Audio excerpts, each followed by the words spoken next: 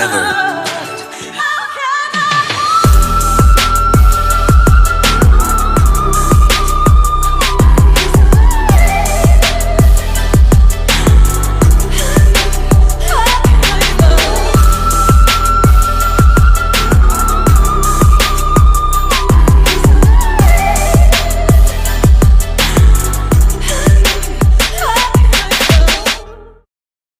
嗨，朋友们，你们看我把这台公路坦克开哪来了？没错，冰天雪地的海拉尔，我又来了。那外面天气呢是零下20-30度的，我站在外面2分钟啊，整个人已经冻透了。那现在借着开车的机会呢，摸着它方向盘来暖暖手，而且啊，它的座椅加热还非常的给力。那刚上车没一会儿，整个人就已经暖烘烘了。那么在这种极寒天气下开车呢，这份舒适感真的非常刚需了。那么接下来我给大家介绍一下我们今天所要挑战的路段，可以说都非常的具有代表性。那既有被积雪覆盖的铺装连续弯道，也有没被压过的厚雪非铺装路段，那甚至呢还有一小段冰雪的爬坡路段，可以说都非常具有挑战性。那我现在呢已经开完一段时间了，我必须重点跟大家介绍一下 XT5 这一套 Twin Clash 的矢量4G 系统。那之前呢我在山路开的时候就觉得它循迹性特别的稳，但是我没想到在这种冰雪路面上呢，它的表现效果居然更惊艳了。那这里呢我想重点跟大家来讲一个雪地行车的小知识。那么在冰雪路面上，其实我们最忌讳的就是行车过程中车身出现推头或者是甩尾的情况，而且呢这种路面只有干燥路面的1/3或1/4的抓地力，那你的扭矩稍微分配的不当，其实就是很容易出现失控的现象。那很多同级别的车型呢，他们都是以前驱为主，或者是不带后桥差速锁的车型。那么像碰到这种冰雪的连续弯道呢，他们就很容易暴露短板啊。他们大多数还都是那一种被动式的响应四驱。那所以他们只会在前轮出现打滑的时候，才会把少量的扭矩分配给后轮，而且呢还没有办法进行左右轮之间的精准分配。但 XT5 这一套矢量4G 系统完全不一样，它能够提前的预判路况，并且呢它还能够自主的把更多的扭矩啊分配给外侧的车轮，相当于是推着车身入弯啊，就是紧紧的咬住弯心。那你们看我现在打方向盘是不是非常的从容呢？完全不用慌啊，而且呢这种掌控感对于这种冰雪路面来说真的非常重要了。更关键的是它还在后轴内集成了2套离合器片啊，那这也是对比那些无后桥差速锁摩擦片时差速锁车型的核心优势了。那雪地行车呢有个常见的难点，那就是单侧车轮容易陷进积雪或者是没有抓地力的冰面上，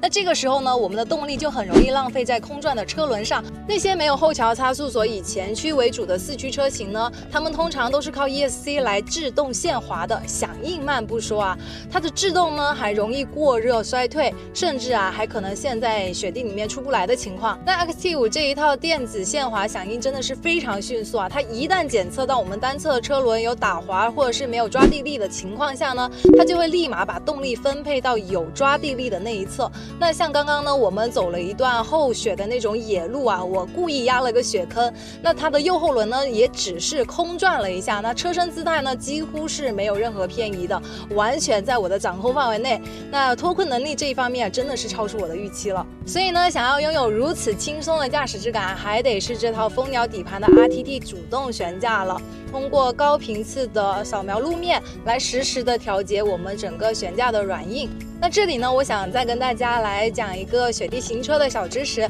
那我们在冰雪路面行车呢，我们既要避免过硬的悬架导致整个车辆跳离地面的时候失去抓地力，也要避免整个悬架过软，防止我们在过弯的时候侧倾过大。很多同级别车型的悬架呢都是固定调教，那要么就是偏舒适啊，我们过弯的时候侧倾就特别的明显。那有些呢就是偏操控，那在过那种雪坑的时候呢，颠簸感是特别明显的。但是呢 XT5 这一套悬架呢很不一样啊，它完美解决了这个矛盾。那像我们在过那种连续的雪路颠簸路段的时候呢，它能够很好的帮我们化解掉车外传递进来的那种震动，那坐在车内呢几乎是感觉不到有那种强烈的颠簸感的。那在那种连续弯道呢，像它的悬架又会立马变异，整个的侧倾是特别小的。那 XT5呢，它就是帮我们把舒适还有操控两个看似非常矛盾的需求给平衡的恰到好处。我想这也是它在冰雪路面越开越顺手的原因之一了。那今天从头到尾我们用的都是越野和4驱模式。那这里呢，我想重点的跟大家介绍一下它这个模式的优势啊。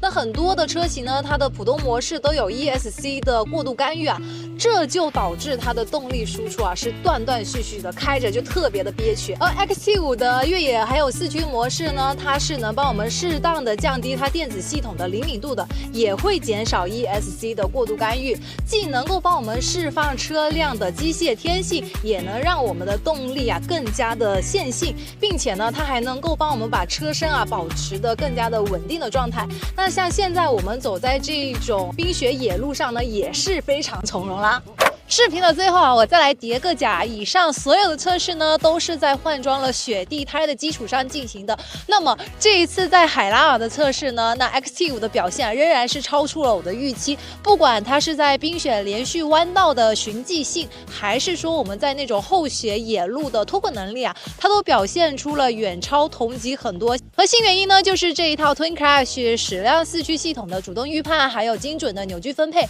再加上后轴电子限滑，还有 RTD 主动悬架的加持，让它在这种冰面低附着的路面上行驶呢，让它既有足够的操控性，又不失舒适感。那么对于像北方的用户或者是喜欢玩雪的朋友来讲